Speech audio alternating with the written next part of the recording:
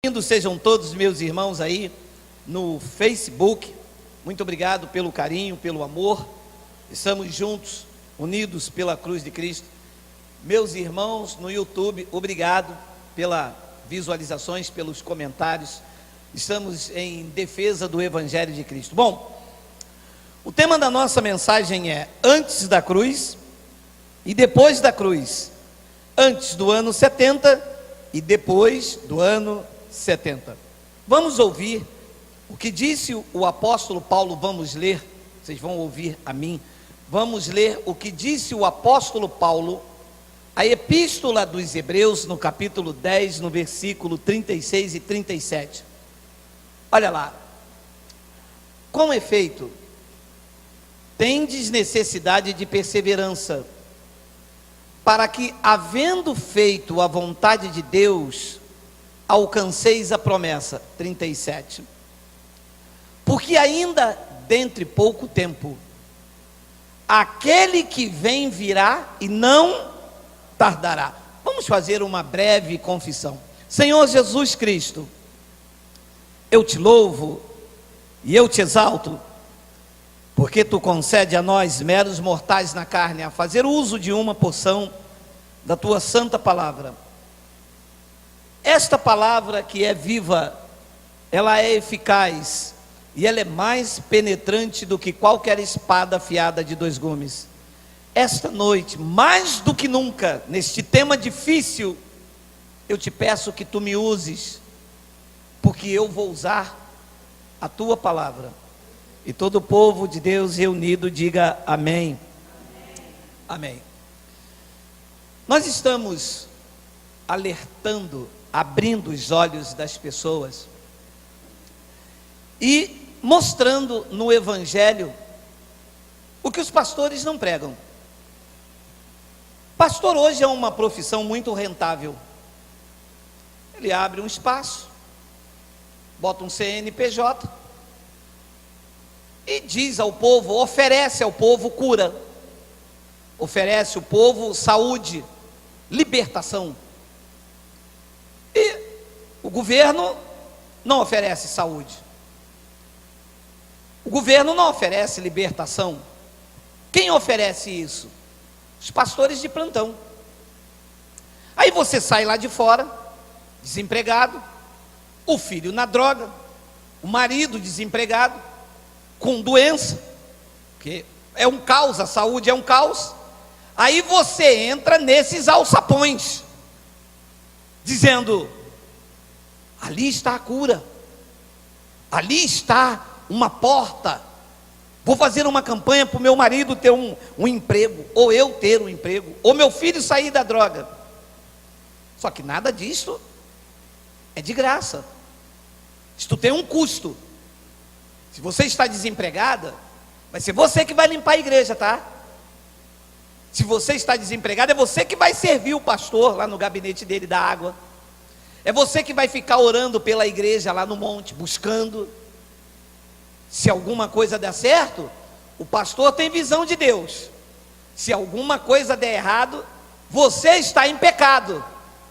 E eles vão sobrevivendo nesta ignorância. Nós temos um chamado a tirar o engano, a abrir o Evangelho e lê-lo, e ler. Não aceite nada do meu pensamento, senão eu posso manipular você, como você já foi manipulado.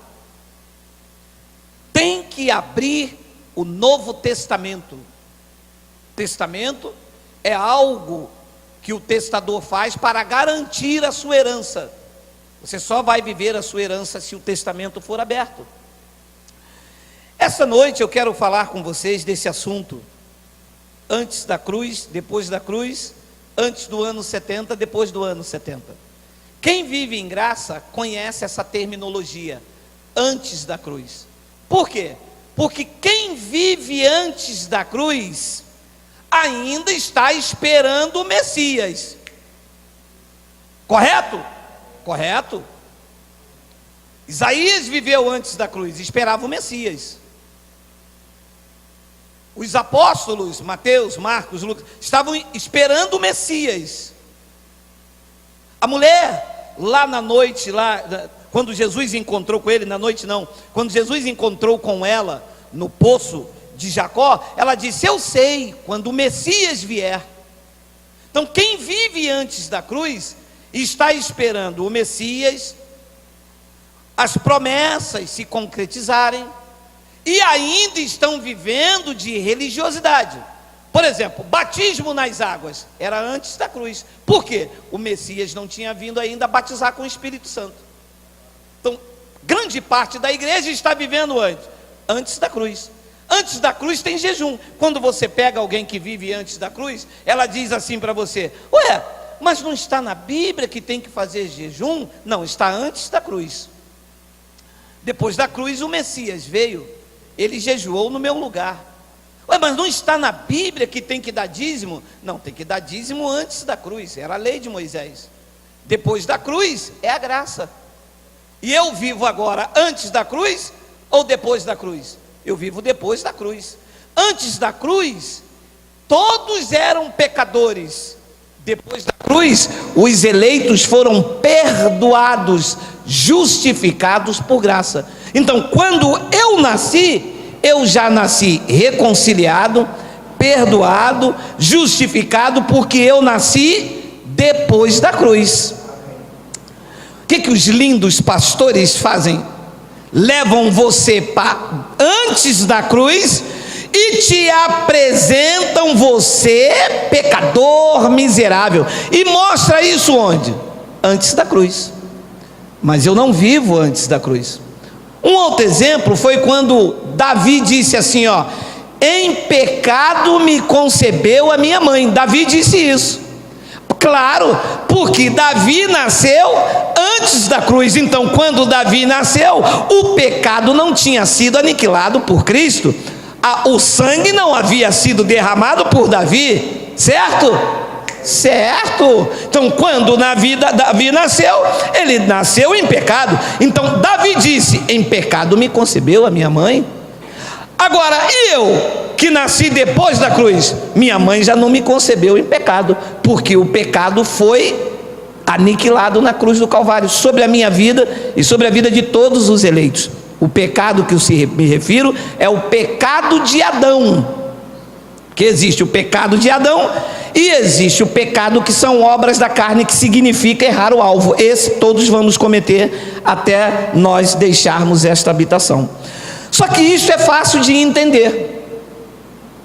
Isto é fácil de entender para quem está em graça. O sistema ainda viaja na maionese com esse assunto. Agora, o que complica para algumas pessoas é que no ano 70 houve eventos importantíssimos para a vida espiritual. Então, se eu olhar para os eventos do ano 70, eu vou entender que eu não estou antes do ano 70, eu estou depois.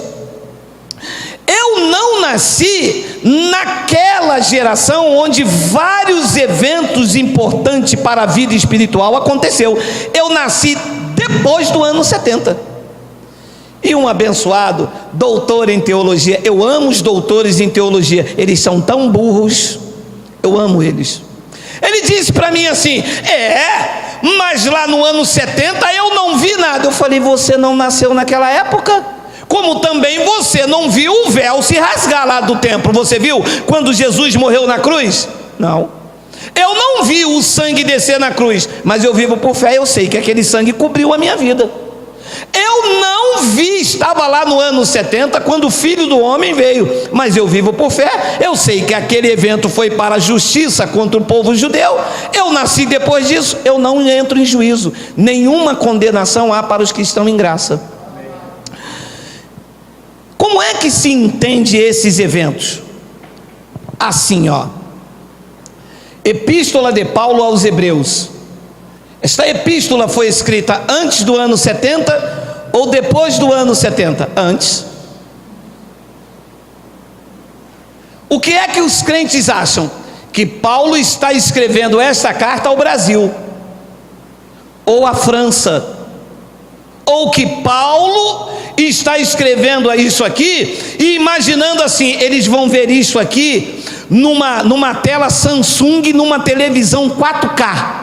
E Paulo pensava isso? Você acha que Paulo, quando escreveu isso aqui, escreveu assim: eu vou escrever isso aqui, e quem vai ver isso vai ser lá em 2019 num data show multimídia? Paulo tinha isso em mente? Paulo está escrevendo isso para os seus ouvintes lá naquela época, no ano 60 e alguma coisa. Não tem microfone, não tem terno, não tem gravata, Paulo sequer sabe quando é verão, quando é inverno. Paulo sequer sabe o que é rabanada, quando será o carnaval, porque não tem isso naquela época. Paulo está lá antes do ano 70, escrevendo aos seus ouvintes. Paulo não disse assim: vai se reunir uma igreja lá no Sarapuí e eu vou escrever isso aqui a eles. Tendes ali, ele está falando com quem? Aquele tendes lá, ele está falando comigo ou está falando com os hebreus? Então ele está escrevendo aos hebreus, ele não está escrevendo a Geraldo. E cadê que o povo entende isso? Como é que eu posso escrever uma carta para minha esposa e aplicar ela a você? Pode fazer isso? Não pode. Então vamos entender o que Paulo está falando com os hebreus antes do ano 70. Com efeito, tendes necessidade de perseverança. Por que perseverança? Porque eles estão debaixo da grande tribulação. A grande tribulação antes do ano 70 começou em meados de 66 e durou até o ano 70, na queda do templo lá em Jerusalém. Jesus de Nazaré disse no seu sermão escatológico em Mateus 24, que aquele que perseverasse até o fim é que seria salvo. Todos os que viveram naquela época tinham que viver de perseverança. Paulo está dizendo a ele: tendes, está se referindo a alguém, correto? Tendes. Com efeito, tendes necessidade de perseverança, para que, havendo feito a vontade de Deus, alcanceis a promessa. 37. Porque ainda dentro de muitos séculos, centenas de anos, num futuro incerto. Oi? Não, aqui é que começa a briga comigo e eles não gostam. Pouco tempo dura pouco tempo, ou pouco tempo dura séculos? Porque quando Paulo escreveu isso, até o dia de hoje, quantos séculos se passaram? 20. 20 séculos é muito tempo ou pouco tempo? Muito. Então Paulo está claro ou não está claro? Então Paulo está dizendo que aquele que há de vir, quem era aquele que havia de vir? Jesus, o Filho do Homem, não é o Cristo ressuscitado. Quem haveria de vir, está escrito nas epístolas, que é o Filho do Homem. Por que o Filho do Homem? Porque o Filho do Homem seria juiz para o povo de Israel e não para a igreja gentílica. Então aquele que havia de vir, porque ainda dentro de pouco tempo, aquele que vem virá e vai demorar. E como é que os crentes dizem Jesus vai voltar? Vai voltar? Porque ali diz que naquela época, antes do ano 70, diz que ele não ia tardar. Agora, se ele escreve isso no ano 2015, aí eu estou alerta. Porque 2015, eu estou 2019, não vai tardar. Pode ser hoje, pode ser amanhã, 2020. Também não vai demorar do ano 3050, porque aí também a palavra tardará já perde o efeito. Você consegue entender isso, meu amado? Porque está claro para mim demais. Então, o que está acontecendo aqui? Ele está escrevendo antes do ano 70. No ano 70 ele veio como ele prometeu em Mateus 24. Tardou? Não, chegou rápido. Então, a igreja não consegue entender isto, sabe por quê? Porque a igreja não foi ensinada a ler, a igreja não foi ensinada a conferir, a igreja foi ensinada levanta agora aí o cajado de Moisés, levanta aí agora ato profético, o primeiro que chegar aqui na frente e tocar na mão do pastor, meu irmão, você tem que ver o que acontece. Mas o povo não foi chamado a examinar isto que eu estou te mostrando. Então, quem viveu antes do ano 70, estava esperando a volta de Jesus, e todos os apóstolos, todos eles anunciaram a vinda de Jesus como Filho do homem. Isso é preciso ter entendimento, porque senão você morre e não vê Jesus voltar. Você sabe quantos crentes morreram e não viram Jesus voltar? Você sabe, tem noção? Tem noção que os crentes ficaram assim: Jesus está à porta. Ora, se está na porta, não vem por quê? Ora, Jesus vai voltar, mas vai voltar quando? De Paulo disse que não ia tardar. Paulo disse que era em pouco tempo. Ora, se é em pouco tempo, por que demora tanto? Então mentiu. Ora, se mentiu, o que nós estamos fazendo aqui? Que credibilidade tem essa palavra? É porque essa palavra é verdadeira. O pouco tempo ali durou até ele vir no ano 70. E aí então começa aquelas perguntas: se Jesus veio, o que eu estou fazendo aqui? Ora, se Jesus morreu na cruz lá no ano 33, o que nós estamos fazendo aqui? Então, meu amado, é preciso ter muito discernimento, sabedoria, silenciar o coração, ter humildade e mergulhar nas revelações. Olha o que diz Mateus capítulo 24, versículo 6, vamos ler até o 14.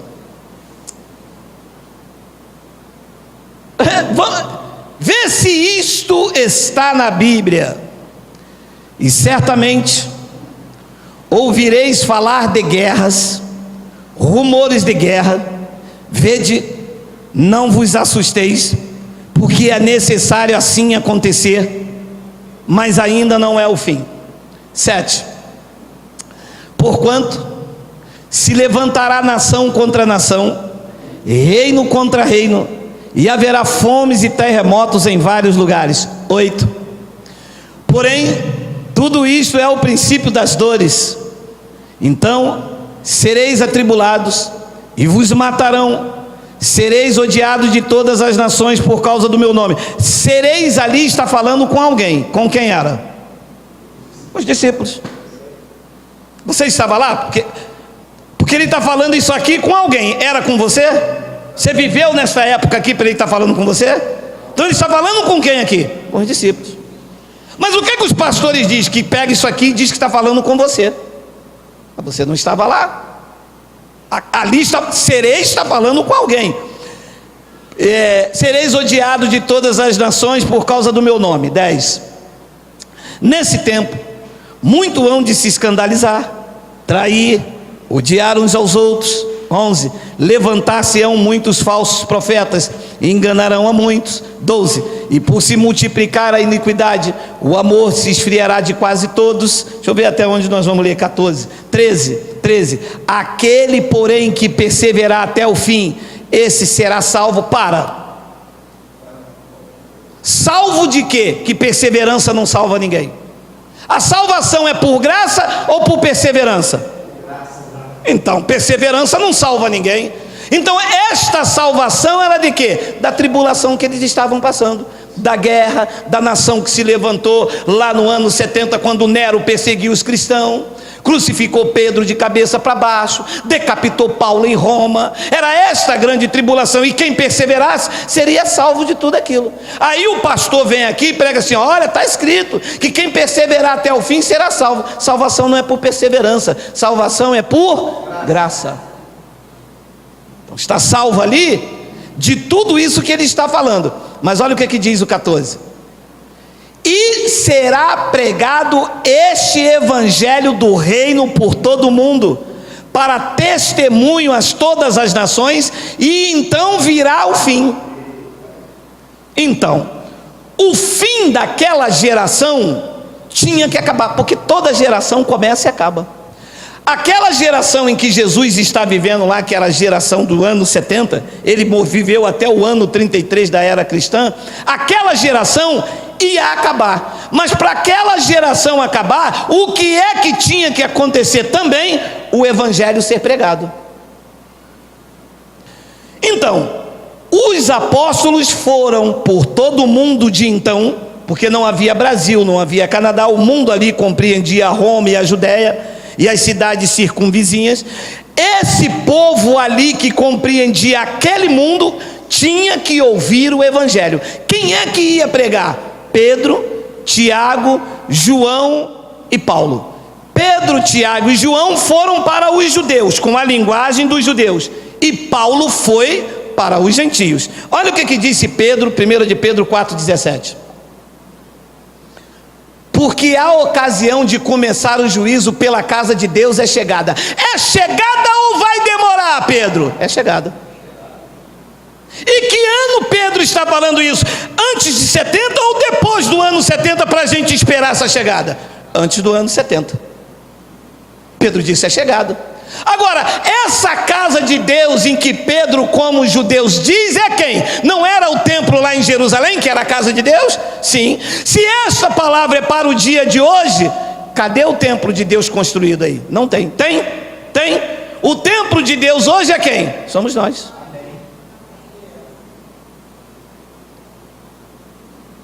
Mas por que isso dá nó na cabeça? Porque os crentes estão acostumados assim. Quem fez a campanha de Daniel? Quem fez o jejum aqui? Irmão, quem aqui foi o monte? Quem está no azeite essa noite? Quem está no azeite? Quem é o reteté de rabo fogo? Quem é? Não, os crentes estão acostumados com isso. Mas quando você leva ele para dentro disso aqui, dá um nó na cabeça, a cabeça pira. Olha. Porque a ocasião de começar o juízo pela casa de Deus, o juízo tinha que começar pelo templo lá em Jerusalém. A casa de Deus ali que Pedro está dizendo é o templo lá em Jerusalém, aonde ele está vivendo naquela época. Pedro não está vivendo hoje não, meu irmão, para dizer que essa aqui é a casa de Deus. Ei, alô, Terezinha, este lugar não é a casa de Deus. As igrejas que vocês fazem de pedra não é casa de Deus. As sinagogas de vocês não é a casa de Deus. As congregações de vocês não é a casa de Deus. A casa de Deus são vidas compradas por Cristo. Essa é a verdade. Não, porque nós entramos agora na casa de Deus. Aí aplica essa passagem. A casa de Deus em que Pedro se refere antes do ano 70 era o templo em Jerusalém que ainda estava de pé. E ele diz que o juízo pela casa de Deus é chegada. Ora, se primeiro vem por nós, ele se colocou, ele estava vivo então, né? Se primeiro vem por nós, qual será o fim daqueles que não obedecem ao evangelho de Deus? 18, tem 18. E se é com dificuldade que o justo é salvo, onde vai comparecer sim o ímpio, o pecador? Era Pedro pregando antes do ano 70 que o juízo, que o Filho do Homem viria como juízo, estava anunciando aos judeus que ele estava vindo. A mesma coisa fez Tiago capítulo 5, versículo 8 e 9, olha lá. Olha aí.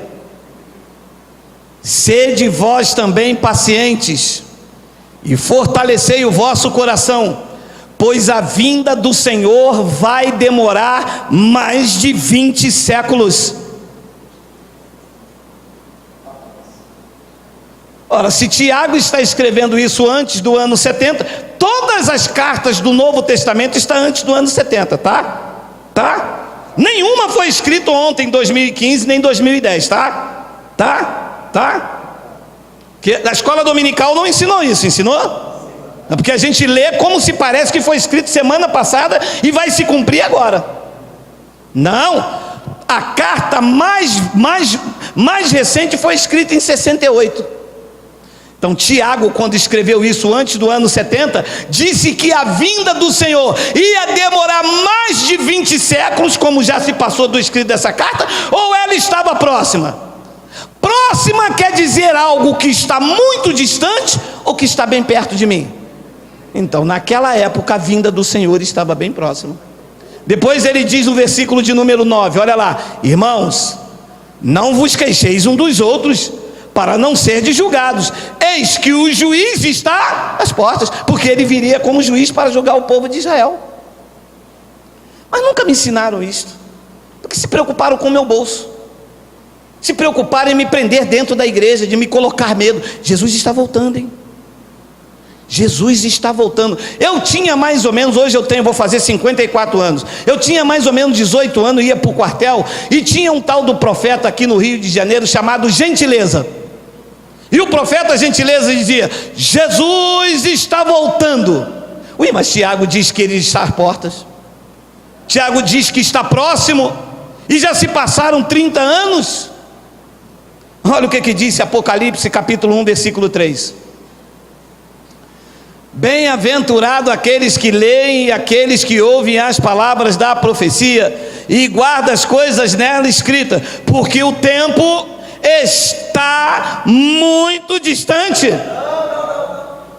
Meu amado, se todos eles, Paulo, Pedro, Tiago, João no Apocalipse, disse que a vinda de Jesus naquela época, antes dos anos 70, estava próximo, porque os crentes estão esperando séculos para ele vir?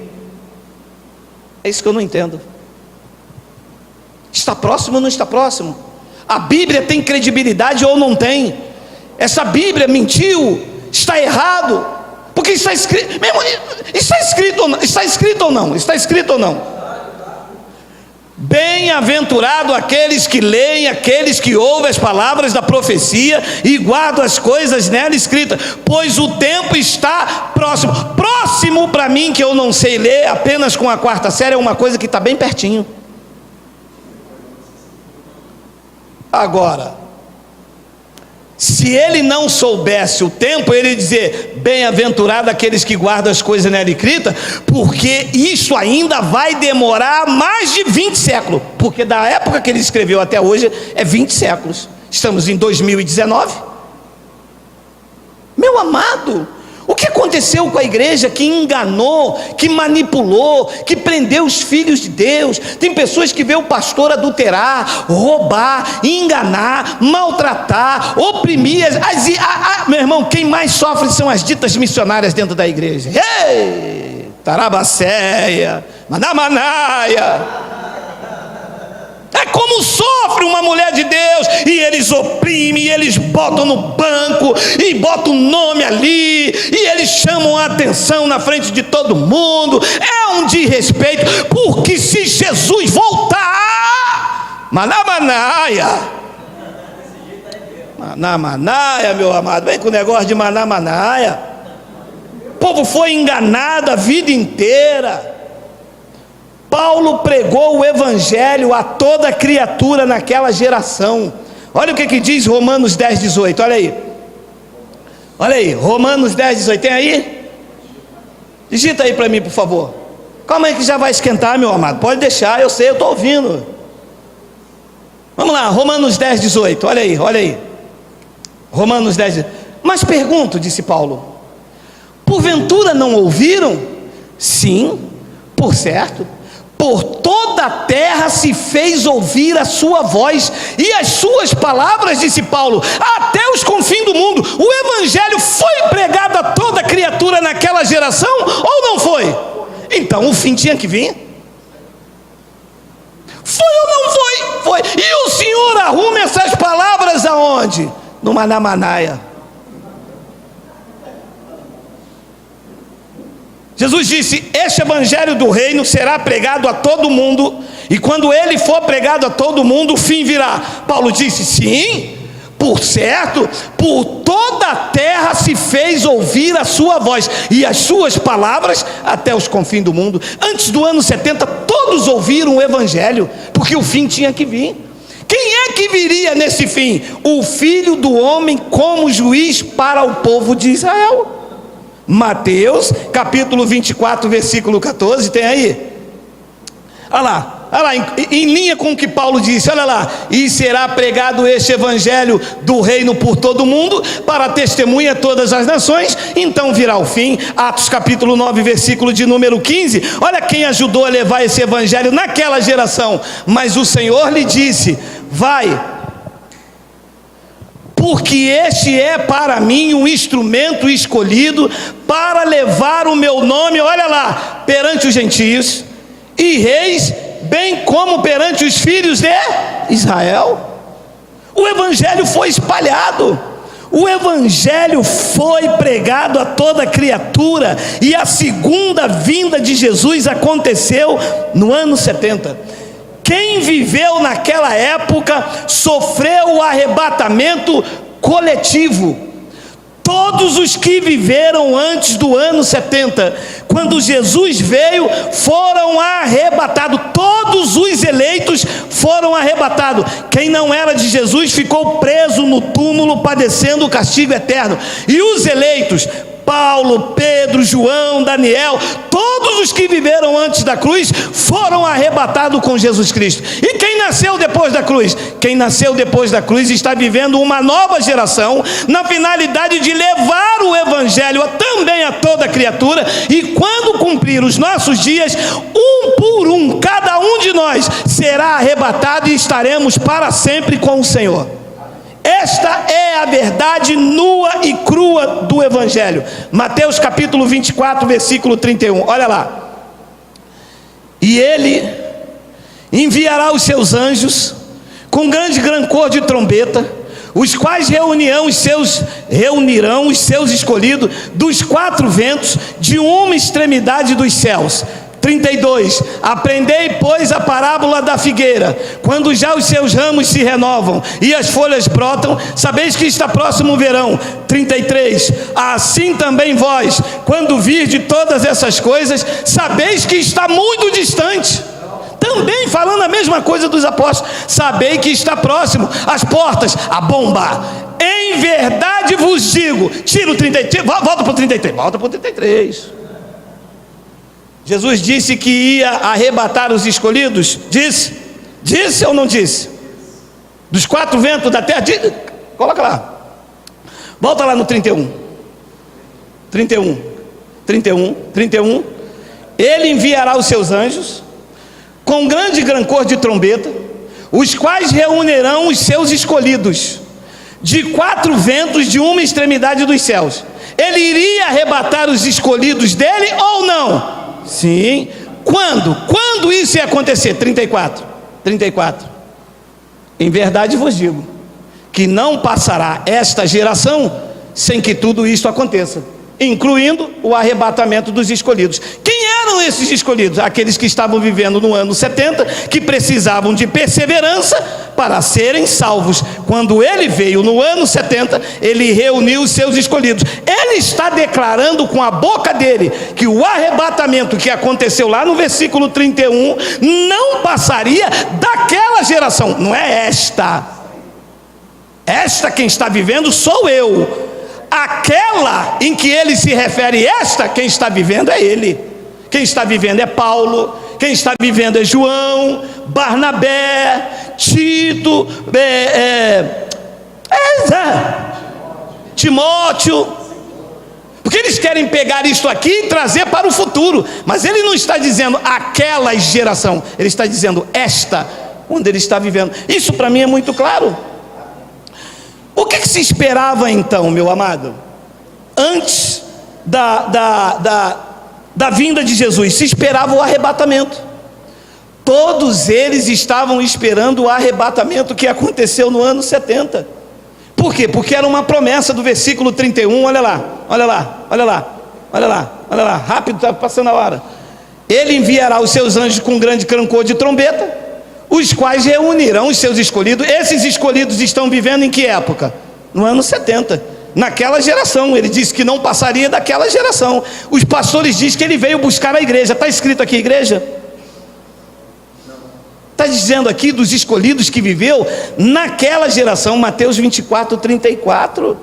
Pastor, mas você não acha isso muito difícil? Se você abrir os seus olhos, você vai ver que isto é um alívio para a tua vida. porque o que isso tem aprisionado pessoas aí, aceitando pastores manipulando, com medo de Jesus voltar e você ficar, você não tem noção.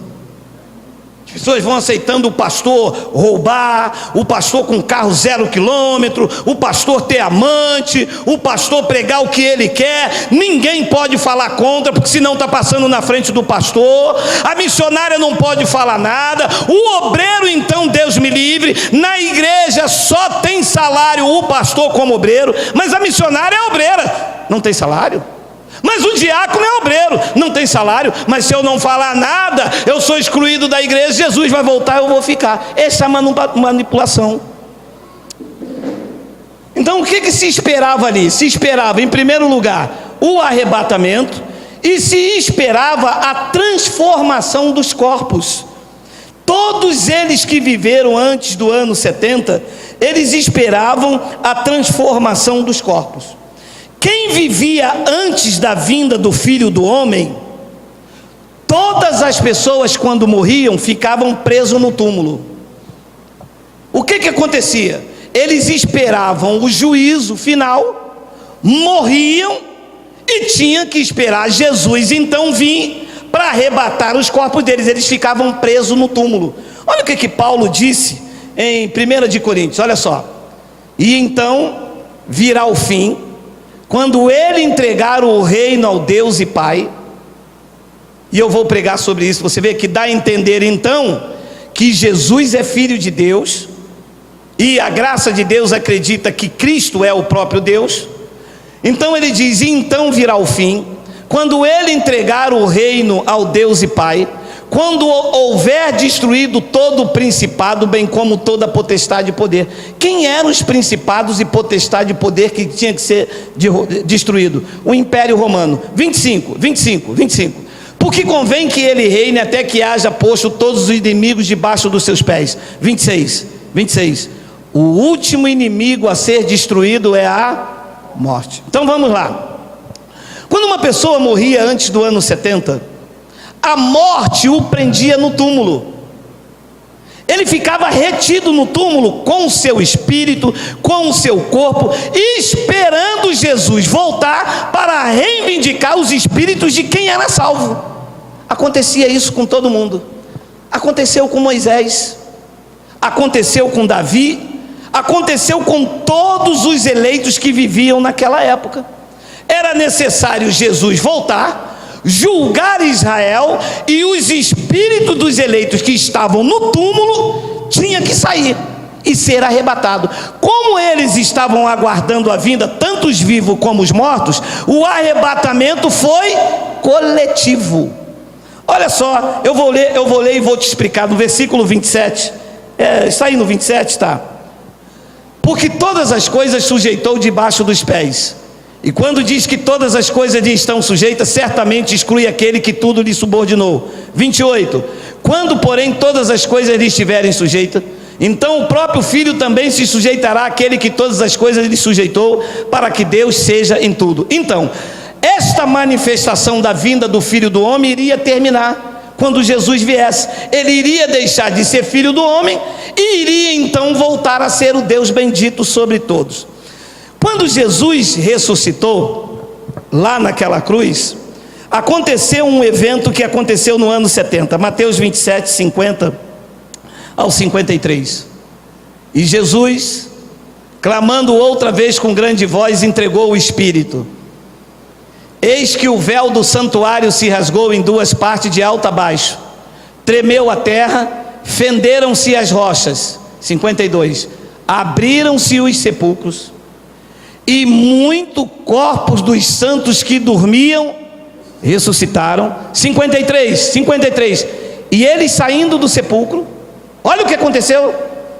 E saindo do sepulcro, depois da ressurreição de Jesus, diz que os mortos que estavam no túmulo entraram na cidade santa e apareceram a muitos. Meu Deus, você está entendendo isso aqui? Você já viu, você já leu isso aqui alguma vez na sua vida? Todo mundo morreu, ficaram enterrados, ninguém subiu ao céu, não tem ninguém no céu. ficaram presos, seus espíritos dentro do túmulo. Quando Jesus ressuscitou, quem estava no túmulo ressuscitou com ele também. Diz que eles tiveram o corpo glorificado e foram ver a sua família. Você imagina o que aconteceu aqui? Volta lá ao versículo 52. Abriram-se os sepulcros, e muitos corpos de santos que dormiam.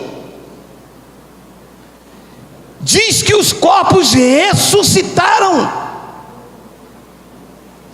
53. E saindo dos sepulcros. Meu amado, esta é a única passagem da Bíblia que fala isso. Diz que depois da ressurreição de Jesus, eles entraram na cidade santa e apareceram a muitos. Como a lei continuava, porque o templo estava de pé, então a morte prevalecia, porque a lei era um ministério de condenação e morte. Então quem ia morrendo e não acompanhou esse evento, o corpo continuava no túmulo, porque a lei prevalecia, o templo estava de pé, e a lei era um ministério de condenação e morte. Mas quem estava no túmulo naquele evento da ressurreição, experimentou a transformação dos corpos, e levantaram do túmulo, e com o corpo glorificaram, foram ver a muitas pessoas. Quando é que este evento se repetiu de novo e de forma definitiva? Quando o templo em Jerusalém caiu, Jesus veio e reivindicou todos os corpos que estavam dormindo no túmulo, e de lá para cá a morte não prevalece mais, porque o templo não está de pé. Hoje qualquer um eleito, quando morre, ele não fica no túmulo, o pó volta à terra e o espírito imediatamente volta a Deus. Este foi o benefício da vinda de Cristo. Se isso não tivesse acontecido, eu ia morrer e o meu espírito ficar dormindo no túmulo, esperando não sei quanto tempo um Jesus voltar. Como ele veio no ano 70, se eu morrer aqui agora, o meu espírito vai direto para Deus, e o pó fica no túmulo. Se eu morresse antes do ano 70, eu iria ficar preso no túmulo esperando ele voltar. Paulo explicou isso em 1 Coríntios 15, olha lá, versículo 51. Olha lá, olha lá, olha lá. Paulo está escrevendo antes do ano 70 ou depois do ano 70?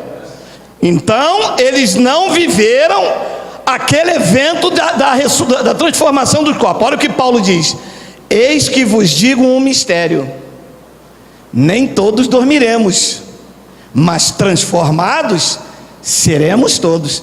Qual foi essa transformação? A transformação dos corpos, daqueles que experimentaram na ressurreição de Jesus, levantaram do túmulo e apareceram a muitos com um corpo glorificado, porque não poderia ser no mesmo corpo, porque senão seria a reencarnação. Então ele disse: eis que eu vos digo um mistério. Mas ele não está falando comigo nem com você, porque nós não vivemos naquela época ali. Ele está falando com os seus ouvintes lá na cidade de Corinto, e é muito bom aprender isso. Eu não estou falando com o Zaire, com a França, eu estou falando com vocês reunidos como igreja. Paulo sequer sabia que nós estaríamos reunidos aqui esta noite. Paulo sequer sabia que o Brasil ia ser descoberto. Paulo sequer sabia que suas epístolas virariam uma coletânea. Paulo está falando com os seus ouvintes para que eles aprendessem o que estava por vir a qualquer momento naquela geração. Eis que vos digo um mistério: nem todos dormiremos, ficaremos retidos no túmulo, mas transformados seremos todos. Segura. Você já ouviu no meio pentecostal a pessoa dizer assim: a minha irmã dorme no Senhor? Que? A tua irmã faz o quê? Dorme. Como é dormir no Senhor? Como é que o espírito dorme? Como é que o espírito dorme? Não dorme. As pessoas pensam que lá no céu e está um corpo de carne lá, a visão é essa, tá? Dormindo lá no céu. Para quê? Bilhões de pessoas mortas lá no céu, para quê? Segundo eles, esperando Jesus voltar, para eles ressuscitar, para eles vir a essa terra, para depois ele destruir tudo, e para depois subir todo mundo de novo. Pô, mas que volta. No céu não tem ninguém dormindo, porque espírito não dorme. Espírito é ativo. Quem dormia era antes do ano 70. Do ano 70 para cá, os espíritos já estão lá. Aquela pessoa que morreu, que você pensa que o corpo dela está dormindo, o pó comeu aquela carne há muito tempo. O que está lá no céu, o espírito dela reinando com Cristo para a eternidade. E isso é que está lá no céu. Paulo diz: eis que vos digo um mistério, nem todos dormiremos, mas transformados seremos todos. 52, no momento, num abrir e fechar de olhos, ao ressoar a última trombeta, a trombeta soará, e os mortos ressuscitarão incorruptíveis, e nós aqui inclui quem? Nós aqui inclui quem? Paulo! Ou não? Essa palavra nós, quem está falando é Paulo. E nós seremos transformados. Paulo então pensou que ia viver esse evento, mas César decapitou a cabeça dele no ano 60, no ano 68, ou 67, porque Nero morreu em 68. Então quando ele diz nós, ele está se incluindo, mas ele não viu, ele morreu antes. Então eles pegam essa passagem aqui e acham que essa passagem é para o futuro, mas Paulo diz seremos. Seremos quer dizer Paulo, seus ouvintes e para quem a carta está sendo escrita, porque não posso estar nisso aqui, porque ele está escrevendo antes do ano 70. Pastor, mas isso tem uma necessidade realmente de eu aprender? Tem, porque se você pega isso, aplica na sua vida, um evento já passado, você tem uma falsa esperança. É como se você estivesse esperando o Messias voltar. Então você está antes da cruz, mas o Messias já voltou, e essa foi a sua primeira vinda. E a segunda vinda era o que Paulo estava dizendo aos coríntios, no momento, num abrir e trocar de olhos. Aí o pastor me perguntou assim: mas eu não ouvi trombeta nenhuma tocando. Claro, você não viveu antes do ano 70, quem estava lá ouviu, e os corpos foram transformados. Quem estava lá naquela época, quando Jesus ressuscitou, viu que o véu se rasgou e eles saíram do templo. Depois Paulo diz no versículo de número 53, olha aí: porque é necessário que este corpo corruptível se revista da incorruptibilidade, e que o corpo mortal se revista da imortalidade. 54, e quando este corpo corruptível se revestir da incorruptibilidade, e o que é mortal se revestir de imortalidade, então se cumprirá a palavra que está escrita: tragada foi a morte pela vitória. Então, no ano 70, quando o templo caiu, o Filho do Homem veio, Cristo reivindicou todos os espíritos que dormiam no túmulo, e eles passaram a ter um corpo glorificado. Porque Paulo chamava este corpo que eles teriam transformação de um corpo de humilhação. Filipenses 3, capítulo 20, versículo 20 e 21. Olha lá: pois a nossa pátria, disse Paulo, está nos céus, de onde também aguardamos o Salvador, o Senhor Jesus Cristo. 21, o qual, olha aí, transformará, porque o evento ali não chegou ainda, transformará o nosso corpo de humilhação para ser igual ao corpo da sua glória. Quando é que ele iria transformar o corpo de Paulo e o dos filipenses? Quando ele viesse no ano 70. O que é que Paulo chamava de corpo de humilhação? Era aquilo que ficava retido no túmulo, era uma humilhação. Há uma passagem em Judas, nós não vamos abrir, mas vocês conhecem, e Judas usa a terminologia diabo, que diz que o diabo contendia com o corpo de quem? De quem? De quem? Paulo disse: isso é um corpo de humilhação. Isso é uma humilhação, um homem, um profeta como esse, e o diabo contendendo com o corpo de Moisés. Diz que o arcanjo Miguel foi lá para repreender, mas viu uma ousadia e disse: o Senhor te repreenda. Por quê? Paulo disse: isso é um corpo de humilhação, mas Ele vai transformar este corpo de humilhação retido no túmulo e vai fazer com que o nosso corpo seja igual ao corpo da sua glória. Nós teremos um corpo glorificado. E Paulo estava explicando isso para que as pessoas não tivessem uma vã esperança. Ele dizia: segundo a eficácia do poder que Ele tem, Cristo, de até subordinar a si todas as coisas. Amado, nós não viveremos o juízo. Todas as passagens que fala que Jesus vai voltar se refere a Jesus como Filho do Homem. E nós não estamos esperando o Filho do Homem. Quem estava esperando era o povo de Israel.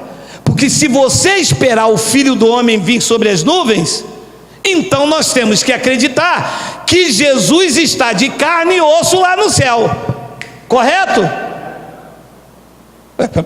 Como que você quer ver o Geraldo entrar domingo aqui? Então Geraldo tem que estar de carne e osso.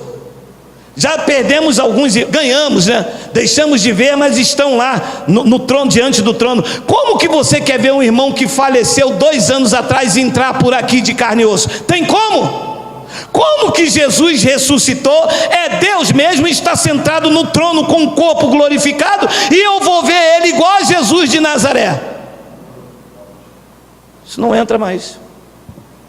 Então todas as passagens que falam do Filho do Homem vindo se refere a juízo com o povo de Israel. Nossos corpos serão transformados quando Ele vier buscar você. Você cumprirá os seus dias nesta terra, e quando terminar os seus dias, o teu corpo vai ficar no pó e o teu espírito vai voltar para Deus com o corpo transformado e glorificado. Porque agora, do ano 70 para cá, aonde nós já vivemos, a morte não prevalece contra nós. E ele explicou isso a Pedro. Olha lá, Mateus 16, 18, olha aí. Também eu te digo que tu és Pedro, e sobre esta pedra edificarei a minha igreja, e as portas do inferno. E inferno aqui do original é Hades, é Sheol, é mundo dos mortos. Diz que o mundo dos mortos que retinham os corpos não iria prevalecer contra ela, que é contra a igreja de Cristo. A morte hoje não prevalece contra mim nem contra você. Paulo disse que viver é lucro e o morrer é ganho. O crente que tem medo da morte é porque não tem convicção da sua salvação. Você não tem noção de o que te espera lá em cima. Sabe o que Paulo disse? Se o viver aqui na minha carne for fruto para aquilo que eu faço, tudo bem, mas para mim é melhor morrer e estar com Cristo, porque lá é incomparavelmente melhor, porque ele foi lá e viu e testemunhou com os olhos. O que eu espero é isto, é partir para ele convicto. E eu termino com João capítulo 5, versículo 24. Olha lá, olha lá. Em verdade vos digo: quem ouve a minha palavra e crê naquele que me enviou, talvez, se der o dízimo, tenha vida eterna. A palavra tem é uma afirmação ou gera uma dúvida questionável? É uma afirmação. Quem ouve a minha palavra e crê naquele que me enviou, tem a vida eterna. Olha lá a palavra: não entra em juízo, mas passou da morte para a vida. Esta convicção a religião não pode dar. Estas certezas aqui a religião não coloca, porque a religião diz que talvez você está assim porque não deu dízimo, ou porque não fez a campanha. Mas ele disse: não, eu digo isso para vocês em verdade, porque se vocês ouvem a minha palavra e vocês crêem naquele que me enviou, vocês já têm a vida eterna. Amado, nós não viveremos a vida eterna, nós já temos a vida eterna. Já nascemos salvos, selados, guardados e protegidos. Nós não esperamos o Filho do Homem, nós já temos o Cristo ressuscitado. Somos santuário dele. Deus habita em mim. Nós nos tornamos um espírito com ele. Se você fechar os teus olhos agora, você vai abrir diante do trono da graça de Deus. Não passará em juízo, mas você já passou da morte para a vida. Eu recebo isso, tomo posse e vivo para a graça de Deus, acreditando que eu tenho e teremos um corpo glorificado. Não entra em juízo, mas passou da morte para a vida. Vamos ficar de pé 5 minutos.